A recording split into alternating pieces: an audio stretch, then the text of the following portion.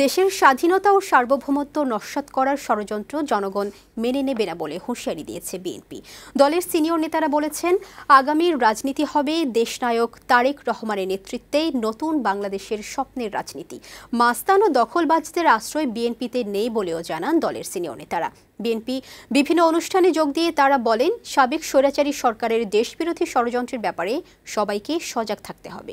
Beauty সমাদদারের প্রতিবেদন। Nurses association of Bangladesh ন্যাব এর ২১তম প্রতিষ্ঠাবার্ষিকী উপলক্ষে শনিবার সংগঠনের নেতাকর্মীদের নিয়ে বিএনপি প্রতিষ্ঠাতা জিয়াউর রহমানের সমাধিতে শ্রদ্ধা জানান দলের সিনিয়র যুগ্ম মহাসচিব রুহুল কবির রিজভী। এ সময় তিনি বলেন, আওয়ামী লীগ সরকারের আমলে গঠিত নির্বাচন কমিশনগুলোর নতজানু নীতির কারণে দেশের নির্বাচন ব্যবস্থা ধ্বংস হয়েছে, আইনের শাসন ভেঙে পড়েছে। সবার আস্থা থাকবে এমন নির্বাচন কমিশন গঠন করে জনগণের ভোটাধিকার ফিরিয়ে দিতে হবে। এ সময় তিনি ভারতের প্রতিরক্ষা মন্ত্রীর বক্তব্যের সমালোচনা করে বলেন, শেখ হাসিনাকে খুশি করতে ভারত যদি বাংলাদেশের সার্বভৌমত্ব নিয়ে ষড়যন্ত্র করে, তবে দেশের জনগণ তা ভালোভাবে নেবে না। বিদেশি হানাদারদের বিরুদ্ধে রুখে দাঁড়ানোর যে অদম্য তেজ এবং সাহস কিন্তু এরা সব সময় দেখিয়েছে। এটা কিন্তু ভারতীয় কর্তৃপক্ষকে মাথার মধ্যে রাখতে হবে।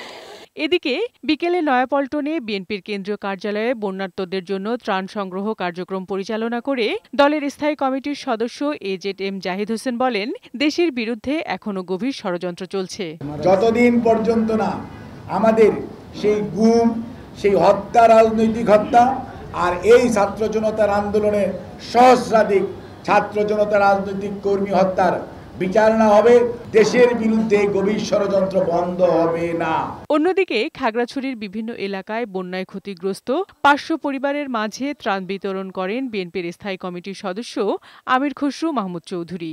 এ সময় তিনি বলেন, তরুণ প্রজন্মের আত্মত্যাগের বিনিময়ে বাংলাদেশ মুক্ত হয়েছে, তাই তাদের রাজনীতির ভাষা বুঝতে হবে। বিএনপির বাংলাদেশের রাজনীতি হবে বাংলাদেশের মানুষকে নিয়ে, বাংলাদেশের মানুষের প্রত্যাশা নিয়ে, বাংলাদেশের মানুষের আকাঙ্ক্ষা নিয়ে। সকলকে সজাগ থেকে সব চক্রান্ত প্রতিহত করার আহ্বান জানান বিএনপির সিনিয়র নেতারা। বিউটি সমাদদার, বৈশাখী সংবাদ, ঢাকা।